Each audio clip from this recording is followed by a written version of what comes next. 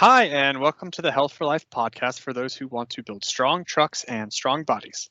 This is Kevin Muniz and Trisha Foley, your wellness team, bringing you practical tips and tricks to improve your health.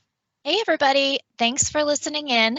Today, we're going with a leprechaun theme and talking about being green, or in this case, saving money on food and beverages. And now remember, we'd love to hear your feedback, comments, and reviews. So please post them on our Facebook page or on our YouTube page. And if you do, you may have the luck of the Irish and win a prize. But more on that later. Yeah, exciting episode. I mean, who doesn't like saving money and winning things, right? Absolutely. I know I do. So let's jump right in. I'm a numbers guy, so I thought it would be fun to start off with some statistics. Now, every year, vending machine sales in the United States top $7 billion, and 56% of vending machine sales were for cold drinks, including soft drinks, juices, and other sugary options that aren't a necessity or the best choice for health. Yeah, 7 billion with a B. Man, that's a lot of money. And when you think about it, spending that dollar here and that dollar there can really add up. Oh, yes, yes, it can. Now, I have some more numbers for you. So, when American workers were asked about what the biggest drain on their income was when it comes to daily expenses, most said gas money for commuting. Okay, well, that seems reasonable. But when they broke it down, Americans spent about $1,500 per year on gas for getting to work, but spent $2,746 on their lunch bill. Oh, man, that's a ton of money. It sounds like there's a lot of room for improvement when it comes to saving money on lunch and improving nutrition choices at the same time. If I heard you right, you said 56% of vending was on drinks containing sugar alone. Yes, 56%. And although you can save money by skipping those, you can't put a price on health. Yeah, that is so true. Sugar is really hard on cholesterol levels, specifically triglycerides, and too much, as we know, can add to our waistline, leading to other health problems. But luckily, we have some great tips to add some green to your pocket and help to improve your health at the same time. Kevin, can you get us started? Yes. So, step number one is you've got to get a handle on how much you're spending on lunch, coffee, and other vending items now. I mean, you don't know what you don't know, right? Absolutely. And we've said it over and over again. We spend much of our day on autopilot. So if you have a habit of eating at the cafeteria or stopping at the vending machine, chances are you aren't paying attention to how much you're really spending or how often you're even going. We want to challenge you to take an inventory of your intake. Just how much are you spending this week on food and beverages to and from work and at work?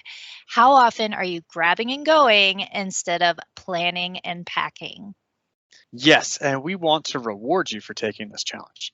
If you're comfortable, share your dollar amount spent out or frequency of grabbing and going for the week on our Facebook page to be entered in to win a gift card. Yeah, I think the outcome might be really shocking. I'm really looking forward to seeing people's numbers. Yes, for sure. And once you know your number, I think it's pretty easy to feel motivated to cut that back. Absolutely. But do this strategically. Anytime you make a change, it's hard to take a good look at what you're doing now and come up with that realistic plan. For example, if you're eating out 5 days a week, it's probably not super realistic to pack lunch every single day. That doesn't feel sustainable. Instead, really commit to a day or maybe two and then build on that. That's a good idea. And track how much you're saving. This will just be more positive reinforcement to keep going. Now, I know what everyone is probably thinking. Okay, if I do this, what am I going to eat or drink instead? And that's a fair question. Yeah, I'm absolutely. The first thing to do is take a good look at what you already have at home, both in the fridge and the freezer, and definitely in the pantry as well. You'll be shocked at what you probably already have. This is also a good time to clean things out if you have expired food or you just want to get rid of the junk. Yes, and once you've done that, you can get creative on how you could use these things to create meals. Don't feel like you have to make a meal from scratch every night of the week, but challenge yourself to use some of the things that you already have, perhaps on the weekends when you have a little bit more time. And we know that time can be a huge barrier. The idea is to know what you have and figure out exactly what you need and create a balance. So, for example, let's say that you already have some canned beans and some frozen chicken at your house. Well, what can you do with this? Maybe make some chili or have beans as your starch, and then get a side of veggies. But now that you have an idea, you can plan and then you go pick up anything else that you need. Yeah, that's a great example. I think if you ask most people, they couldn't tell you what was in their pantry right now. I probably couldn't tell you what was in my pantry right now. This does take some time, and for many, time is limited. But don't worry, we've got your back here. There are plenty of pretty inexpensive, ready to go choices to get you through the week. Simple things like canned chicken, tuna, or even sardines can take care of protein for the day. Eggs are also a great, cheap protein option. And all of these things take major cooking out of the equation.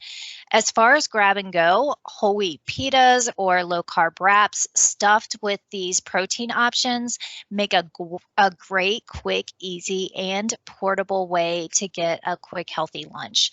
And of course, add in some lettuce or spinach, sliced tomato, or even hummus for added nutrition and flavor. But honestly, it really takes no more than 5 minutes to throw something like this together. If you're wanting something hot, one of my favorites is taking a frozen bag of peppers and onions to work with a can of black beans and leftover chicken. Heat it in the microwave, and you have a great lunch packed with flavor. Well, those are delicious and great ideas. Now, what about side items? These can be tough. I think most people tend to think of things like chips or crackers for snacks. What are some other side item options that might work? Yeah, that's a great point. I love air popped popcorn. It takes about 3 minutes to make, and you can create any flavor you want. I actually put sriracha on mine with a little Parmesan, but you can do cinnamon and stevia or like monk fruit, or even add herbs and spices on it. Other ideas are bagged apples or cuties. They're easy to grab and go. And keep some natural peanut butter handy at work to add to your apples or even on celery. Other snacks might be just like a handful of nuts, a string cheese, unsweetened applesauce, or they make olives like that as well that are grab and go. And they're all available in easy packaging to make it taking it to work easy. Yes, easy is great. So you don't always have to feel like you have to meal prep every day. I mean, meal prepping is great, but it's not always doable. Yeah, it's so true. I talk to so many people that feel like a recipe is needed, but in reality, you don't have to make it that structured or complicated. Yeah. So you mentioned frozen peppers and onions, but there are lots of frozen veggie options out there. So if you're someone who tends to let their produce go bad in the fridge or you have a hard time doing all the prep work, those frozen items are ready to go.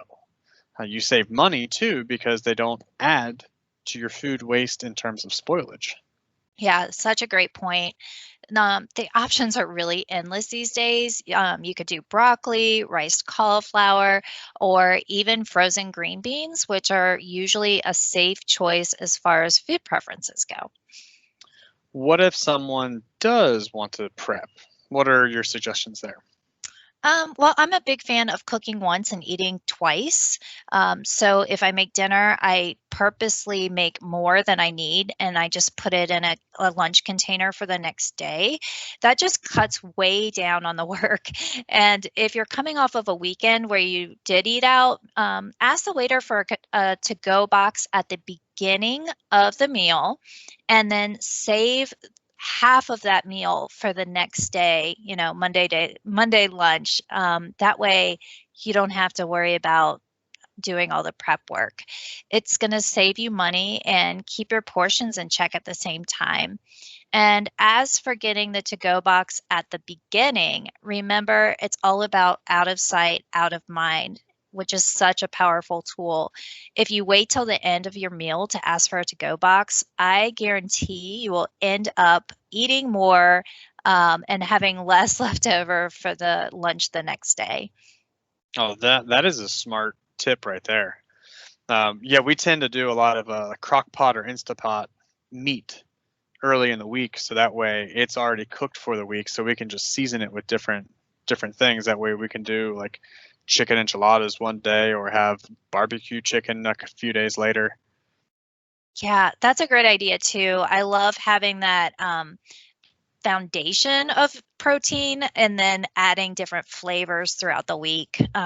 The good news is there are a lot of options that can fit into just about anyone's lifestyle. And that is good news. And I have some final numbers to share with you.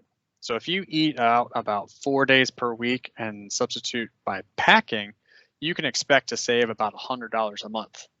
Think about what you can do with that extra cash.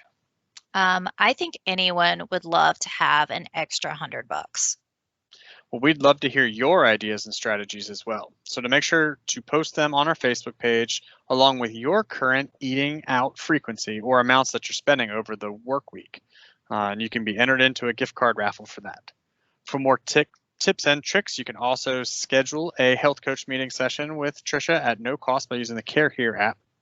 We want to thank you for listening and reach out for more tips at tfoley@carehere.com. or at kevin.munez@consultant.volvo.com. Thanks, everybody, and we'll see Thank you later. you. Bye.